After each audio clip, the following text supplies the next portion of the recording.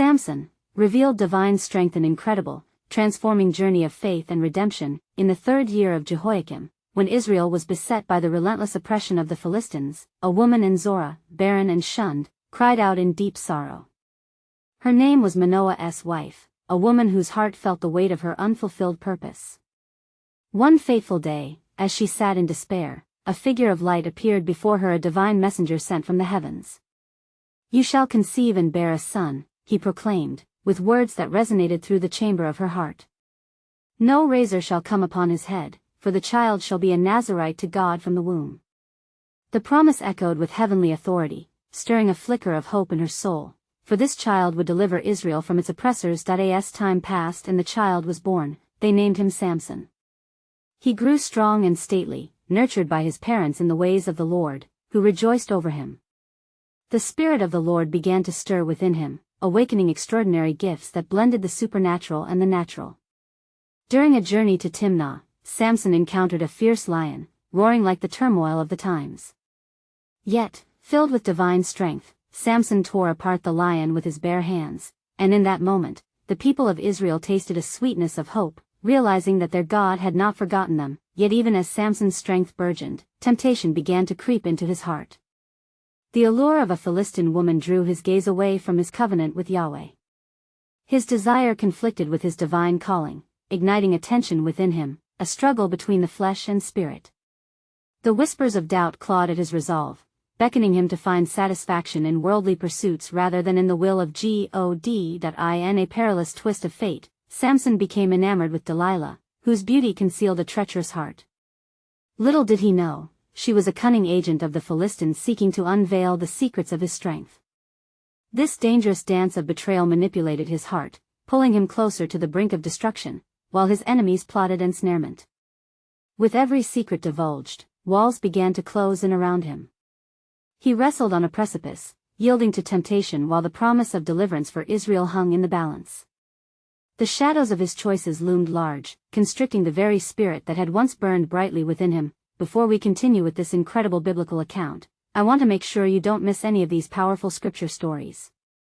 Click the bell icon and select all notifications. These biblical narratives have transformed countless lives throughout history. If God's word through this story is blessing you, please like and share with someone who needs to hear about God's faithfulness today. Tell me in the comments, which biblical story has most impacted your faith journey? I'm always amazed how God's word speaks to hearts across generations.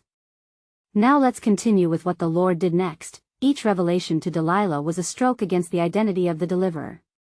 As he shared the secret of his strength, the night loomed heavy, darkened by his choices. The final blow fell swiftly. Stripped of his power, the mighty Samson was seized and blinded, the fallen hero led away as a prisoner. The hope that once burgeoned now wrinkled under the weight of despair, but the divine plan was far from thwarted. As he stood in chains, the forgotten warrior began to sense the flicker of trust igniting deep within his spirit. Would his heart return to the God who called him, or was his redemption forever out of reach? Awaiting divine intervention, the audience held its breath, eager to unravel the threads of God's hidden purposes woven through a tapestry fraught with trials. In the chambers of the Philistine stronghold, Samson sat, his hands bound and his sight taken. The oppressive silence of his captivity wrapped around him like a shroud, yet deep within his heart, a flicker of hope flickered, still a spark ignited by the memory of the God who chose him. "Lord," he murmured, when no one was near to hear, "remember me, I pray. Strengthen me once more, that I may avenge this plight upon my enemies." As days turned to weeks, and weeks to months, the laughter of the Philistines echoed through the hallways, mocking the once mighty warrior. They celebrated his fall, feasting in the sight of their conquered foe. But unbeknownst to them, each cruel jest drew Samson deeper into reflection, awakening a clearer understanding of his purpose. One day, as the rulers of the Philistines gathered for a great feast to honor their god Dagon, Samson was called forth for entertainment. They paraded him before the multitude, the once glorious judge reduced to mere sport. Clothed in shame, blinded by betrayal, he was led to the pillars that held the temple aloft, pillars meant not just for support, but as symbols of the failing strength of his people. As the laughter roared around him, a deep sorrow turned to resolve in Samson's heart. He was reminded of the covenant made by God, a promise not solely for his glory, but for deliverance. With renewed focus, he called out to the Lord again, "O Lord God, please remember me. Strengthen me, I pray, just once more, O God, that I may be avenged on the Philistines for my 2 eyes." The whisper of faith stirred within him, kindling a resolve as he placed his hands on the 2 central pillars of the temple. As that sacred breath of faith aligned with the might of his will, Samson pushed against the pillars with all his renewed strength. The earth trembled, and the foundations quaked as the temple began to shatter. The temple itself with its mighty walls and deceived worshippers began to collapse around them, sending echoes of chaos throughout the hall as the cries of despair mingled with the rumble of destruction. The laughter turned to screams as the ground gave way beneath their revelry. In that moment of divine reckoning, Samson understood, perhaps for the first time, the weight of sacrifice. For as the temple crumbled, he no longer sought his own redemption but that of his people. Again, Samson felt the Spirit of the Lord rush upon him, far greater than his own desires, igniting a purpose that transcended his life of regret. With a final push, the roof came crashing down, burying the enemies of Israel in the rubble.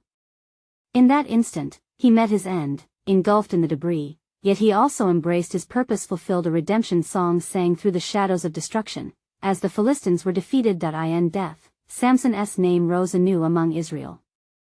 He had been anointed to save, and through his sacrifice, countless lives were preserved. And as news of this mighty collapse spread, the children of Israel mourned his passing, yet celebrated the spirit of deliverance which rang true. The cries of their cries echoed back to the Almighty. Through fragility and through faith, in the unlikeliest of ways, God had turned his pain into purpose.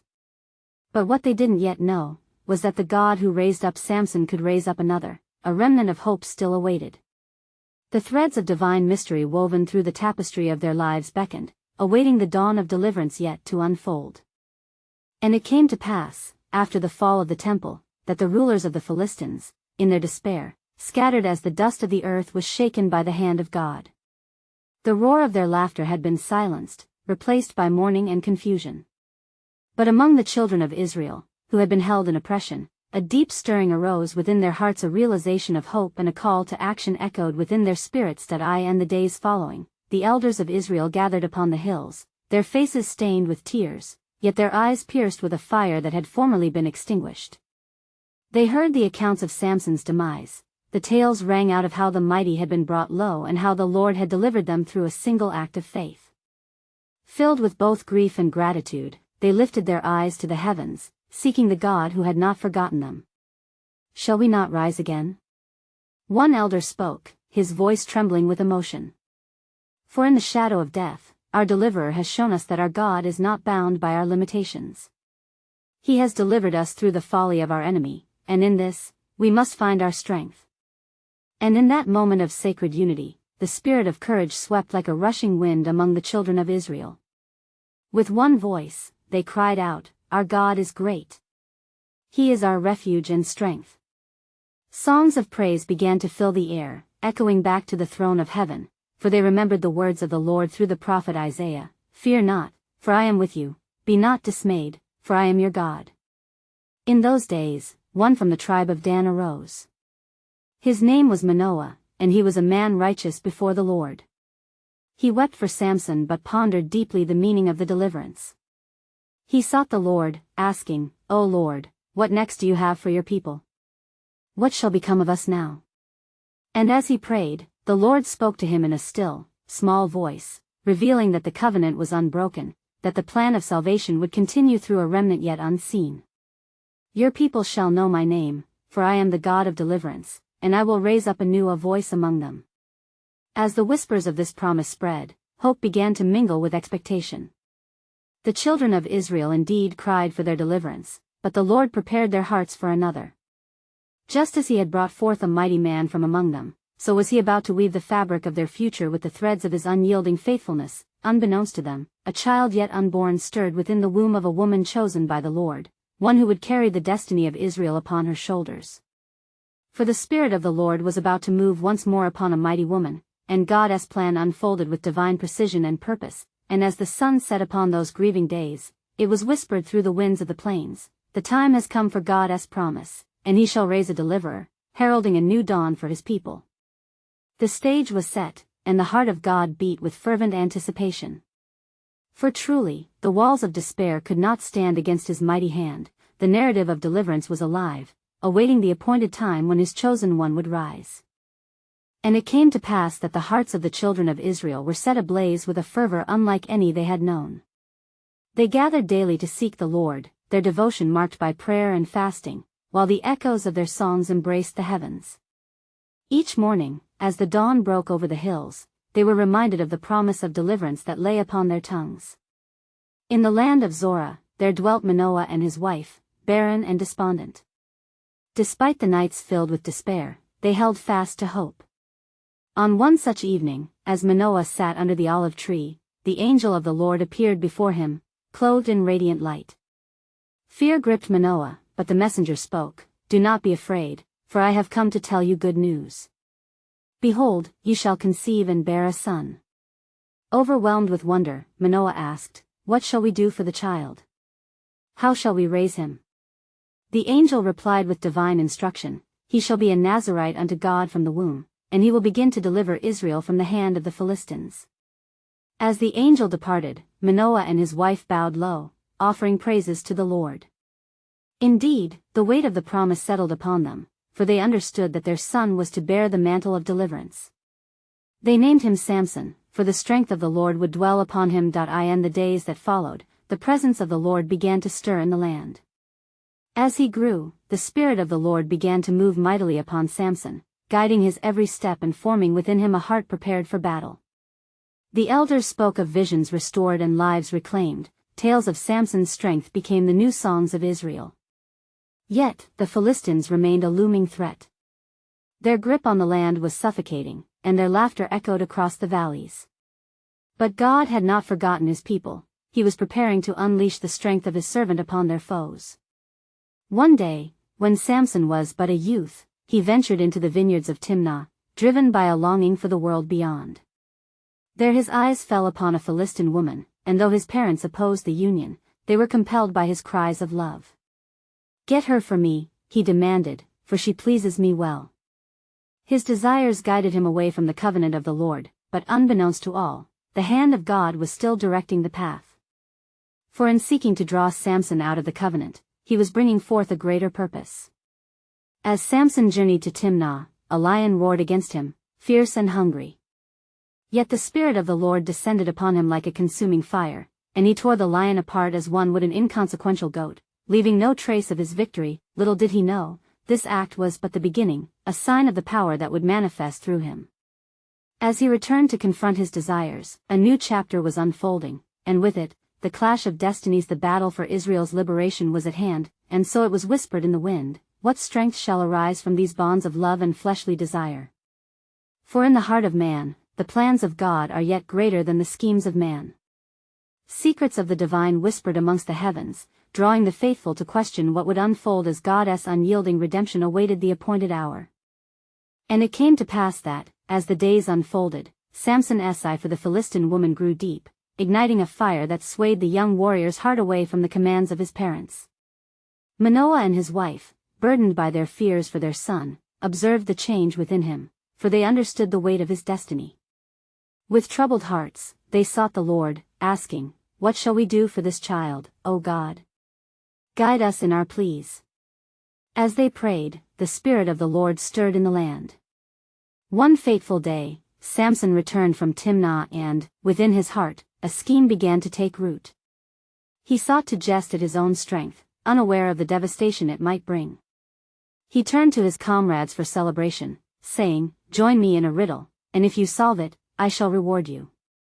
His words fell upon eager ears, a challenge poised to entice the unwise.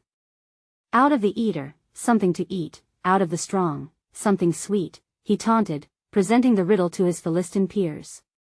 For 3 days, they pondered in vain, their pride swelling as they heard the whispers of the young Israelite's prowess. Yet, on the 4th day, pressed by their own anxiety and strife, they sought the heart of Samson's bride. "Entice your husband to reveal the answer, lest we burn your father's house with fire," they threatened. With fear gripping her heart, the woman approached Samson, weeping, "You do not love me, for you have riddled my people, and I am left in despair." Her tears dripped with the weight of betrayal, and Samson, in his affection, shared the secret, unaware that the very essence of his riddle now stood exposed, a gateway for the enemy. Thus, they proclaimed, "What is sweeter than honey? What is stronger than a lion?" Triumph coursed through their veins, and in rage, Samson turned from joy to wrath. "If you had not plowed with my heifer, you would not have found out my riddle," he exclaimed, knowing he was betrayed by both love and trust. The Spirit of the Lord surged within him, driving him to unleash a fury upon the Philistines. He gathered firebrands and, through the night, set their fields ablaze, while the heavens bore witness to the dance of vengeance. Yet in his heart, Samson felt the bitterness grow. He withdrew to a cave in the rock of Etam, where he deepened his counsel with the Lord. "O Lord, I am alone against these foes, and this love has become a snare. Yet you have anointed me as your servant. Grant me strength for the battle ahead." God heard the cries of a troubled heart and watched with compassion. The plans of the Almighty were in motion. He would reveal his strength through the very vessel that sought to defy him.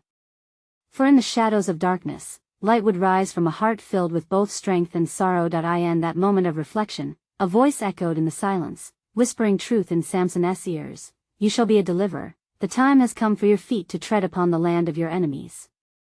He emerged from darkness anew, swearing to fulfill the weight of his calling, and so the winds of change began to stir, for destiny was being woven through every choice, every desire, rooted deep in the substance of faith and divine purpose.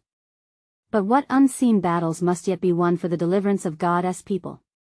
For in the heart of conflict and love lies the sacred intertwining of divine victory and human frailty. And it came to pass that Samson, emerging from the shadows of his refuge, felt the pulse of the Spirit coursing through his veins. The flame of vengeance still flickered within him, yet he resolved that his path must not only be of destruction but also of deliverance. With determined steps, he tread forth, bearing the weight of his calling upon his shoulders, knowing that the Lord's purpose would guide him. As he journeyed to the valley of Sorek, a land teeming with the multitude of the Philistines, the mighty warrior laid eyes upon a new woman whose beauty dazzled like the stars in the night sky. Her name was Delilah, and she was of the valley, a name whispered among the Philistines with both reverence and fear. Samson, captivated by her charm, began to share his heart again, yet secretly, his enemies watched and conspired. The lords of the Philistines, sensing a chance to capture the legendary strength of Samson, approached Delilah, offering her a bounty of silver if she would uncover the source of his power. "Coax him into revealing the secret of his strength, and we shall reward you greatly," they urged. Thus, a plot enveloped the air thicker than dust in the heat of the day, tempting her with riches while the fate of Israel hung in the balance. Delilah, armed with the knowledge of her people's intentions, approached Samson, feigning innocence. "Tell me, my beloved, wherein lies your strength? What binds you so that none may overcome you?" Her voice flowed like honey, yet within it lay the sting of treachery. Time after time, Samson responded with riddles and diversions, weaving tales that danced in the realm of truth yet led her to seek answers through the deceitful grasp of falsehoods. "If they bind me with 7 fresh bowstrings which have not been dried, then shall I become weak like any man," he declared, knowing in part the shadows of his truth.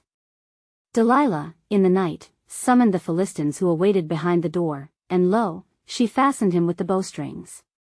But as they rushed in, the Spirit of the Lord rushed upon him, and he broke free from their grasp as though it were merely a thread. Time and again this battle raged between them, and each time Delilah grew more relentless, extracting from him fragments of truth seasoned with deception. "You have mocked me and told me lies," she lamented with feigned betrayal.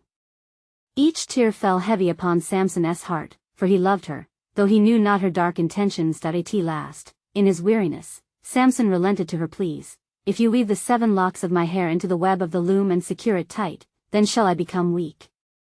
Thus, as he lay upon her lap, she turned to the hidden lords, binding his hair as they conspired to seize the moment. But the Lord's eyes were ever watchful. In that fated silence, a whisper stirred the air. "Samson, arise, for the strength of your birthright is not in your hair, but in your covenant with me." And it was revealed in that hour that not only was Samson's empowerment tied to his hair but to his relationship with God, a sacred thread woven into the very essence of his being.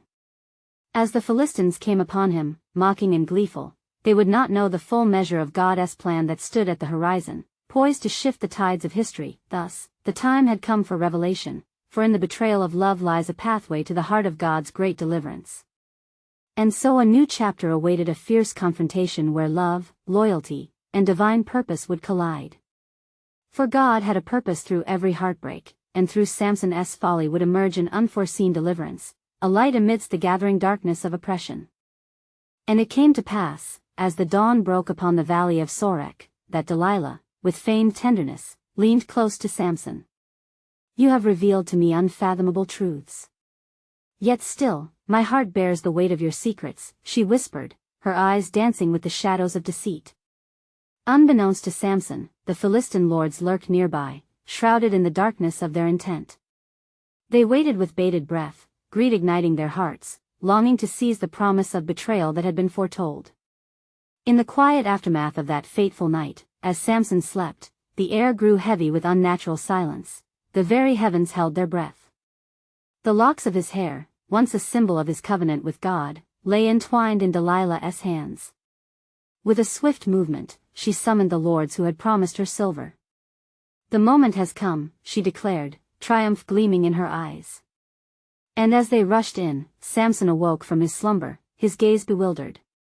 "The Philistines are upon you," she cried, yet this was no ordinary confrontation. For as he sprang into action, he felt this time the absence of divine strength that had always flowed through him. "The Lord has left me," Samson groaned, realizing the depth of his betrayal. He stood not as the fearless warrior, but as a man bereft of the covenant that had defined him. The Philistines seized him, binding his hands and leading him away in triumph. And as they took him to their temple, where the multitude gathered to mock and jeer, he was made to grind grain in the prison, his former glory hidden from the eyes of the world. Yet, deep within, the embers of Samson's spirit still flickered, yearning for redemption. There, in the darkness of the prison, he poured forth his heart to God in lamentation. "O Lord, remember me. Strengthen me just this once, that I may avenge myself upon the Philistines for my two eyes." His voice rose like a lamentation, a plea for restoration to the covenant he had forsaken. Meanwhile, in the temple of Dagon, revelry blossomed among the Philistines. They hailed their God in boastful cheers. "Our God has delivered our enemy into our hands," they shouted, their mockery ringing like gold upon broken glass. They called for Samson to entertain them, to be a spectacle of their triumph over the mighty judge. As the temple filled with their laughter, Samson, guided by the whispered reminder of the Lord, asked to be placed between the two central pillars that supported the vast expanse of the building. "Let me feel the pillars," he requested, and they led him, blind to the shimmering hope flickering in his heart. "Lord God, I plead, let your strength return unto me," he cried inwardly, gripping the pillars with trembling hands. Silence cloaked the uproar, as Samson sought the presence of the Almighty. "Let me die with the Philistines," he pushed with all the might that surged through him, a force like a tempest unleashed. And behold, the pillars swayed, and the structure trembled with the spirit of his renewed faith. The weight of God's purpose surged through him, as the temple crumbled around them. Thus, the crowd, blinded by their arrogance and revelry, were caught in the wrath of divine justice. In that moment of resounding defeat for the Philistines, the echo of Samson's sacrifice resonated beyond the ruins. For through his fall, deliverance was wrought, and the cries of God's people would be heard once more. Yet, as the dust settled, whispers of hope lingered in the air, as Providence prepared to unveil a greater plan, a promise not yet revealed, for the Lord's redemption stories were far more profound than the tragedies of man. Each act resounding with divine purpose had unfolded upon the divine tapestry, leading toward a glorious revelation awaiting in the shadows. For in every heartache and every downfall, the narrative of God's children was poised to be rewritten towards great salvation. And it came to pass, as the dust began to settle over the ruins of Dagon's temple, that a great silence fell upon the valley. The laughter of the Philistines turned to a haunting stillness, for the mighty had been brought low, and their arrogance lay shattered amidst the rubble. Among the fallen, their cries of victory turned to wails of despair as they recognized the weight of their folly. Yet amidst the chaos, the Spirit of the Lord stirred, and from the ashes of betrayal, a new chapter beckoned, for the Lord had not forsaken his people, nor had he forgotten his covenant. In the aftermath of this calamity, the men of Judah, once cowed by fear, began to gather once more. They spoke in hushed tones, their hearts ignited by the embers of faith that Samson had reignited with his sacrifice. "Is this not the hand of God?" one elder whispered, as they witnessed the unfolding of divine justice. "Our deliverer, though fallen, has accomplished what our strength alone could not." Yet the days that followed were marked by grief and reflection. The memory of Samson, their judge, lingered in their hearts, a bittersweet tale of strength and weakness intertwined. For it was said, he served his God with great power, yet was led astray by the very love he sought to embrace. Thus, men and women alike pondered the depths of their own hearts, calling into question the lure of temptation that had ensnared their deliverer, and the Spirit of the Lord was not finished with the people. Those whom they had loathed began to tremble at the thought of Samson's name. Word spread through the land of the Philistine defeat, a message of hope weaving through their vicinity. "Behold, our God has vindicated his people. Deliverance is near." Meanwhile, in the land of the Philistines, the remnants of their pride lay crushed beneath the stones of the fallen temple. Dagon, their idol, lay in ruin, forever silenced. Fear gripped their hearts, as whispers of vengeance echoed in their camps. They knew the God of Israel was not a mere specter of mythology but a force that could shatter the very foundations of their dominion, and the elders of Israel sought guidance from the Lord, lamenting their failure to call upon him. "O Lord, restore to us what we have forsaken." They cried out, their collective voice ascending as an incense before the Almighty. It was here, in the Garden of Humility, that the Lord began to work. He heard their pleas and set a new course for his people. In time, the lamentations of the people reached the ears of God, who had bound his heart to them through covenant, his love as unyielding as the mountains. A new leader began to rise from the hearts of the faithful, one who would guide them back to the paths of righteousness and devotion to the Almighty.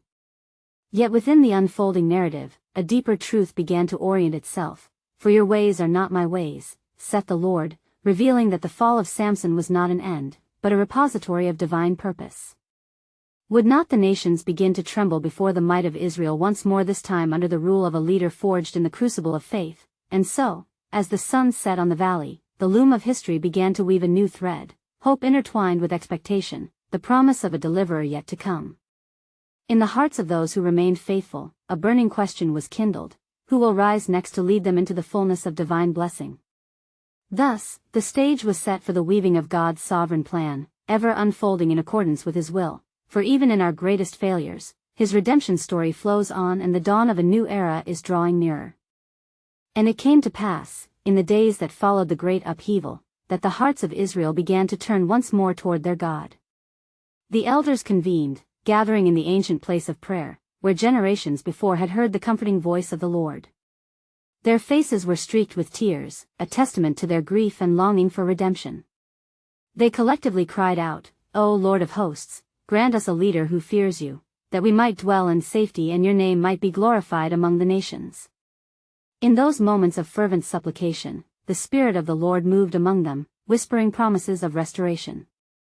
An old man, whose beard was as white as the snow-capped mountains, stood among them, and with a voice strengthened by the years of seeking God, he proclaimed, "The Lord has not forsaken his people." Even in the depths of despair, he does not abandon his covenant. "But take heed, for our transgressions have led us astray." The people began to remember the stories passed down through their generations of Abraham, Isaac, and Jacob, of the covenant promises that spoke of a great nation rising from the ashes of defeat. They recalled how the Lord, though hidden in times of trial, had always been their deliverer. Murmurs of hope rippled through the assembly as they recalled the covenant with David, who was anointed by the prophet, and the kingdom that flourished beneath the Lord's favor. Yet, in the land of the Philistines, confusion reigned. The remnants of their once mighty city lay charred and broken, and the spirit of dread clung to them like a shadow. The leaders met beneath the canopy of a great oak, lamenting their plight. "Surely," one chieftain said with a fervor like that of a besieged lion, "the God of Israel is not merely a tale.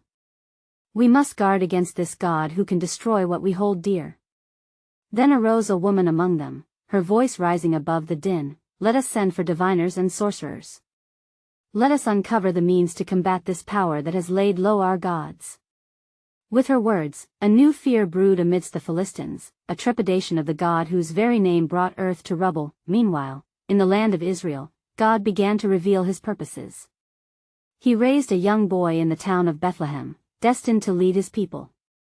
His name would be Samuel, and as his mother, Hannah, had prayed, he would be dedicated to the Lord from his childhood. The Lord's hand was upon him, and the hope of Israel would rest on his shoulders. As Samuel grew, the people recognized in him a spirit of wisdom and discernment, where once was fear now pulsed with a growing faith. And the Lord spoke to Samuel, saying, "Anoint for me a king who will shepherd my people, one who will seek my heart and walk in my ways." The day was coming when the rightful king would be chosen, and Israel would know peace again. The hearts of the faithful began to beat with anticipation, a longing for the fulfillment of what had been promised, and they sought the Lord with renewed passion. Yet the Philistine darkness stirred, plotting and scheming, for they would not easily relinquish their perceived dominance. "What if they choose a king?" whispered one, his eyes wide with anxiety. "We must act swiftly." As those plans took shape, the stage was set for a great confrontation. The children of Israel, emboldened by the echoes of their past, began to gather for the coming battle, eyes fixed upon the heavens from which their help would come. Little did they know, the remembrance of their past failures would echo through their present deliverance, for in the unfolding of this story, the tapestry of God's sovereign plan began to weave threads of hope and courage. The dawn of a new leader awaited, heralding the seeds of redemption planted deep within his people. What would happen when heart met heart, and faith entered the fray? The answer lay further down the path, waiting to reveal the greater purpose of the Almighty. And it came to pass that the children of Israel, emboldened by the stories of their deliverance and the renewed hope ignited within them, began to unite under the banner of faith. They gathered in solemn assemblies, recalling the mighty acts of God who had delivered them from the hand of oppression time and time again. As they prayed and fasted, a divine clarity swept through their ranks, for they sensed that their deliverance would soon come through a leader appointed by God himself. In those sacred moments, the old man who had spoken among the elders stood once more, his voice breaking the stillness. "Fear not, for the Lord has raised up a prophet among us. Samuel, whose very life was birthed from the fervent prayers of a faithful woman, shall anoint the king whom God has chosen for his people." At this, a hush fell over the assembly, acknowledgement dawning upon their hearts that indeed, the Lord remembered his covenant. As the days unfolded, those who had once feared the Philistines now began to see their strength wane. They sensed that the divine hand had shifted the tides, and had put within them a courage fortified by the Spirit of the Lord. In every village and city, tales of God's power began to ripple through the hearts of the people, sparking a fervent revival among the tribes of Israel, who rallied together, hopeful for the dawn of a new era. It was then that the Lord instructed Samuel to go to Bethlehem, to the house of Jesse, for God had chosen a king after his own heart. The winds swept with anticipation, and as Samuel approached, he heard the voice of God whispering, "Rise and anoint him, for this is he." And so it was that the humble shepherd boy, David, oil poured upon his head, stood anointed before the Lord, his heart aligned with divine purpose. David, who had tended sheep and challenged giants, was now the shepherd of the people, one who would unite them and lead them back to faithfulness. With the Spirit of God rushing upon him, David prepared for the battle that lay ahead, not with swords and spears, but with worship and the unwavering belief in the God of Israel. Meanwhile, echoes of fear continued to reverberate in the land of the Philistines, awareness dawning upon them that their time of oppression was nearing its end. They conspired and called for their best warriors, yet there was a quiet desperation among them, for they could feel the weight of Israel's prayers. Upon their high hills, the false gods of Dagon were dragged by the whispers of doubt emerging from the shadows of their crumbling structures. As the days turned to months, a gathering storm brewed in the hearts of Israel, culminating in spirit and momentum. The Philistines, ever watchful yet fearful, plotted their strategies, but they could not conceal the tremors of discontentment that had begun to infiltrate their ranks. It was during a fateful encounter upon the battlegrounds that David stepped forth as a light amidst the darkness. Armed not with armor, but the faith of his ancestors, he stood before the massive Goliath, who roared with arrogance. "Am I a dog that you come at me with sticks?" The giant mocked, but David's heart burned with righteous anger. "You come at me with a sword and with a spear, but I come to you in the name of the Lord of hosts, the God of the armies of Israel." As David released the stone from his sling, the heavens opened to watch, and the matching sound of faith met the tremors of the earth. With divine precision, the stone struck the giant's forehead, and he fell backward, silence engulfing the battlefield, a silence that spoke volumes of God's might. the Philistines, witnessing the fall of their champion, fled in terror, for in that moment, an old promise had been revived. God was with his people once more, and his covenant was unbroken. The tide of battle turned, the cries of dread falling silent. Israel surged forth in victory, celebrating the divine hand that had orchestrated their deliverance. Even as the songs of triumph filled the air, the story of Samson remained a potent reminder that God could work through imperfect vessels, transforming weakness into strength when placed in his hands. Each heart longing for redemption would echo the truth that it is not merely the might of man but the absolute power of God's purpose intertwined with faith that brings about true deliverance, and thus, the days of David became a new chapter in the annals of Israel, one that would speak of worship, valor, and the unwavering love of a mighty God who chooses to redeem his people. As the hearts of the faithful united in remembrance, they held fast to the promise that God was not finished with them. Hope soared, echoing through generations yet to come, for the light of his glory would never extinguish, and a remnant would always rise to share the truth. The Lord is our strength, our refuge, in him we find our hope. Indeed, the narrative of deliverance continued, a testament to the unwavering faithfulness of God, revealing that in every triumph and trial, his love remains steadfast, a beacon of hope, beckoning others to him, for his purpose flows ever onward, receiving the scars of human experience as threads in the rich tapestry of his eternal promise. Beloved, let today be a moment for your own heart, a call to action. Don't miss out on unfolding the power of God's story. Subscribe immediately to stay connected to these transformative biblical narratives, and leave a like now to help spread God's word through the algorithm. Comment below with your reflections and how this story has shaped your faith. Share instantly this message with at least 5 friends who need to hear God's truth, for now is the moment to embrace and spread his love. Don't wait even one more second. Step into the divine journey that awaits you.